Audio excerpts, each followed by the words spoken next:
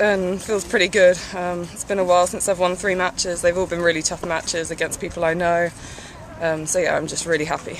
You've just looked to make it so hard for yourself. You had to come back from a set down today? Yeah, set down again. I mean, I came out pretty sore.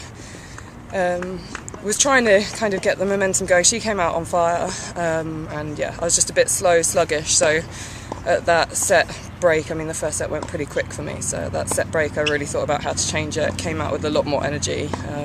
So yeah, I'll definitely be looking to do that from the beginning in my next match. You're going to rest up now, because I guess you can almost say you were sluggish because you just slogged it out for almost 5 hours yesterday.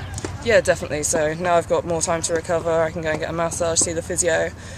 So yeah, I'll be fine for the main draw. Just how big is this for you, to think that you haven't won 3 matches on the trot for quite a while? You feeling just tip-top right now?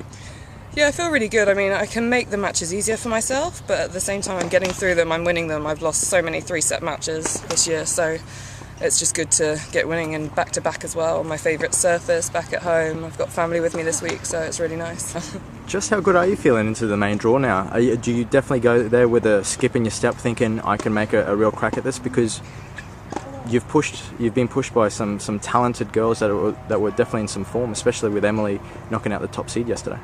Yeah, I mean, she had a good win yesterday, so I knew it was going to be a tough match, and on grass her game works pretty well. So I'm pleased to get through today, and I think just as the weeks go on, I'm going to be playing the better players, and I know that my game will start coming now that I'm just getting the matches and wins under my belt. Then I can get my confidence back and really go for it.